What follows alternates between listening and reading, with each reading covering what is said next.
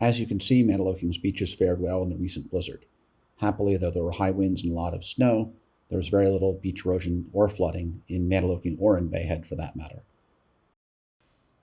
So far this winter, the beaches in both towns have fared quite well.